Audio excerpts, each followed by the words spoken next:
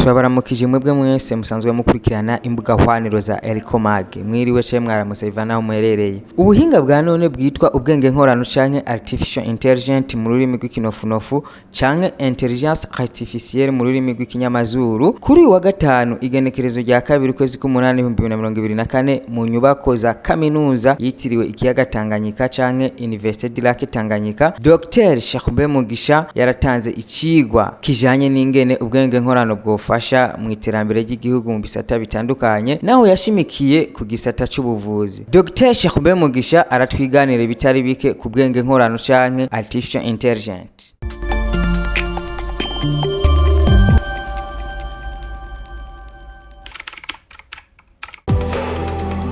Murakoze cyane ego no munsi nagiriye bakwe canke nageze imana yo gutumirwa muri no kaminuza.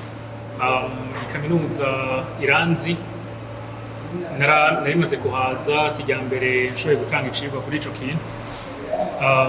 Ubwenge nkorano ndabivuze mu ncamake ni ubwenge buri navuga nti usanga hariho hose, hanyuma bukaba n'ubwenge navuga nti buri mu nyabwonko z'ubu. Izo nyabwonko nazo sizi zonyine zigendera mu masakoshi dusanga mu biro, turazisanga n'izi muri ngendanwa. Umuntu wese afise isigaye hari Vyinshi, navuga nti ufise ubwo bwenge nkorano. Nico narinje kuvuga no munsi mugabo nkongera nkavuga no kungena ubwo bwenge bushobora gufasha mu iterambere ry'ibisata bitandukanye. Uyu munsi nkaba nashimikiye cyane gose mu kuvuga ukungene ubwo bwenge bushobora kudufasha mu bintu bijanye n'amagara y'abantu. Natanze uburorero bubiri, ubwo burorero bubiri sinobugarukako mugabo n'ukungene umuntu ashobora gutora ingwara bitagoranye, hanyuma nderekana n'ibijanye n'ukungene ubwo bwenge bukorwa kuko ni nkorano. Hanyuma ico cigwa kikaba kirangiye mbonye abantu batashe bamerewe neza, bagize ico batahuye kuri ico kintu. Ego cane ico kibazo nanakibajijwe mugabo bizotosekara, biriko biratosekara cane. Nibaza yuko kukigwanya ntikizoshoboka. Igihugu mbayemo canyakiriye bikiza ndibuka ingingo zafashwe bakabuza igikoresho kimwe benshi bazi ngira ngo bita ChatGPT. Iyo ChatGPT canke ChatGPT yarabuzwa gukoreshwa n'abanyeshure kuko barabona yuko ikiratosekaza ubumenyi, kuna abanyeshure bakora ikibazo. Mugabo kubigwanya navyo biriko biranka, biriko bifata iyindi ntumbero. Kuzobigwanya ubu ngira biracashoboka mugabo muri kazozo ntibizoshoboka. Ngahanura rero mvuga nti hakubigwanya umuntu yoraba ukungene bishobora kuba vyofasha mu kuduza ubumenyi mu bantu, kuko ico usomye wagihawe n'ico kintu kikaba ari ico, ukagira imana kikaba ari ico novuga hanini ngaha nuko vyinshi bishobora kuba atari vyo. Kugira umenye ico n'ikitari ico biracagoye, mugabo ugize imana ugasanga nico ukagisoma ukacika kwigisha birafasha mu kugiza ubumenyi. Hanyuma mu vyerekeye kwiga nibaza yuko amareta arakwiye canke ariko amwe yaratanga gufata intumbero yo kugerageza guhindura ukungene ubumenyi butangwa mu mashure kugira ngo biadapte canke bashobore kubunganisha canke kubujanisha n'ubuhinga bw'ubwo bwenge nkorano. Ego cane kwiteza imbere birakunda kuko ubwo bwenge nkorano buza bwiyongera ku yindi ntambwe abantu twateye kuva abantu kera tukija guhiga tutarima, nyuma turiga kurima, turiga akamaro k'isuka. Isuka ni igikoresho twize gukoresha kugira tugwize umwimbu hama tuve mu bukene. Mu nyuma twarakoze ibindi bikoresho, turakora amashoka n'imipanga yo gutema amashamba tugira ngo tugwize imirima, twagura aho turima, turashobora kwiteza imbere. Ubwo bwenge nkorano ndabushira mu mugwi w'ibikoresho abantu muri rusangi turiko turakora kugira ngo twiteze imbere muri rusangi. Rero no mu Burundi birashoboka umuntu abufashe akabukoresha mu ntumbero nyayo buramuteza imbere. buramuteza imbere kuko nk'akarorero gatoya, nk'umuntu asanzwe akora ibintu byo kwandika, bikamutwara umwanya munini wo kubanza kuraba nk'ikete ngene nandikira umuntu ndaryanditse mu gifaransa, turabona abantu igifaransa n'ururimi dukoresha mugabo mva amahanga canke mva makungu ntituruvuga neza nkuko bitegerezwa twese canke naho nkuko umuntu wundi abavyizeye. Rero kwiteza imbere hariho abantu ugenda ijambo rikakunanira kwandika ugatora igitabo, kera watora iyo dictionnaire ukagenda ukarirabamwo. Ubu ushobora gufata ivyo bikoresho bimwe bimwe bikagufasha kwandika iryo kete mu minota 5, minota 10, ugasanga rya kete wari wandika minota 30 yanditse minota 10. Kwa gutera imbere kukava ngaho, kuko inyuma y'iyo minota 5 ucokora ibindi. Ikete waje kuryandika ntiri gutwaye umunsi wose, washobora gukora ibindi gutyo. Ako n'akarorero gato mu byo ntanze, mugabo tubijanye mu bindi bisata harimo uburorero bwinshi umuntu ashobora gutanga. Yego, mu bihugu biteye imbere ubwo buryo nibaza ntibugwanywa cane n'abantu canke n'ababukoresha, kuko ahanini baratahura akamaro kabwo, bakongera bagatahura kandi n'ukungene bukora. Kuko nibaza yuko ukugwanywa kwabyo no kudatahura ahanini biva ku kudatahura ukuntu ico gikoresho gikora, mu kuvuga uti kije kuntwara akazi. Nk'akarorero uzanye novuga gutega mana yanje, uzanye ikintu uri kurubaka inzu, uzanye igikoresho co kwimba, uzanye nk'imashini yimba ahantu, ugahura n'abantu abamaso bakubwira ati uje kuntwara akazi. Mugabo ako kazi k'uwo muede yari gufata ayo mafaranga akimba, hama mu nyuma wowe ukavuga uti je ndazanye imashini za kubikora ibinyarutsa, urimvye wewe akazi kawe karakoretse kandi gakoretse neza mu mwanya muto. Mugabo bica biva kwa kuntu kuko abantu wa muntu yahora yimba ico kinogo atabona ikindi kinacaja gukora, niyo wamutwara akazi ko kwimba ntabona ikindi kinacaja gukora. Mugabo mu bihugu biteye imbere umuntu aravuga ati jewe niwampa igikoresho kimfasha ibi, ndabona ikindi nca nkoresha uwo mwanya. Ivyo rero kandi bikava yuko n'abandi batabikoresha directement, sinzi ukuntu ndakivuga mu Kirundi, batahura ukungene ubwo buhinga bukora, ugasanga babwemera bitagoranye, akabwakira akabukoresha, bwaba ari n'ubugurwa akanabugura kuko arumva ico bumufasha kumva akamaro kabyo.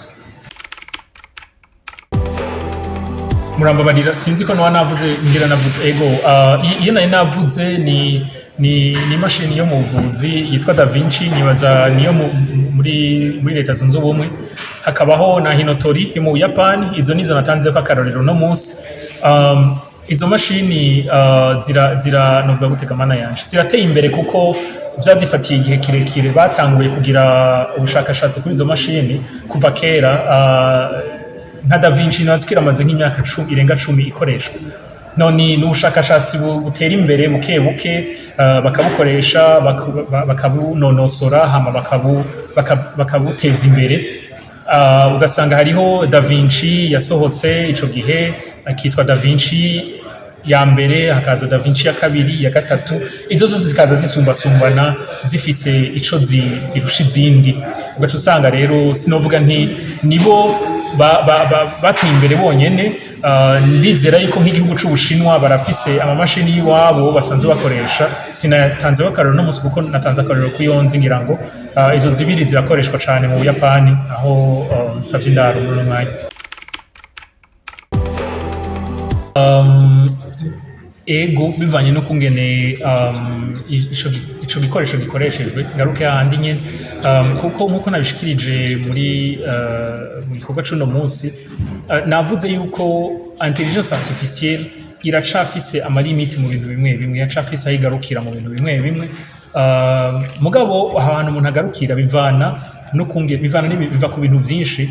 Hanyuma umuntu avuwe nabi bizoba byavanye n'ukungene ivyo bintu byose vyashizwe mu ngiro, kuko ni nko kuvuga uti ngiye mu bitaro banyakiriye nabi, uwavuwe nabi ngiye mu bitaro kandi wakiriwe n'abantu bashobora ni kubera ivyo bintu byose ivyo bitaro ntibifise ukungene biteguwe kugira ngo umurwayi aje kwivuza yakigwe neza, avugwe neza mu buntu.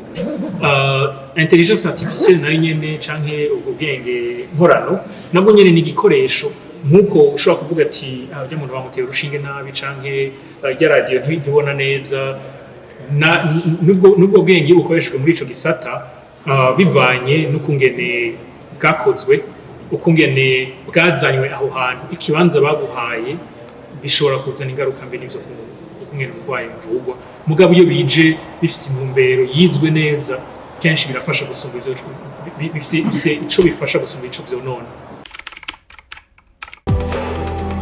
L'efficacité ya intelligence artificielle ni nukungene abantu bayikoresha hanini.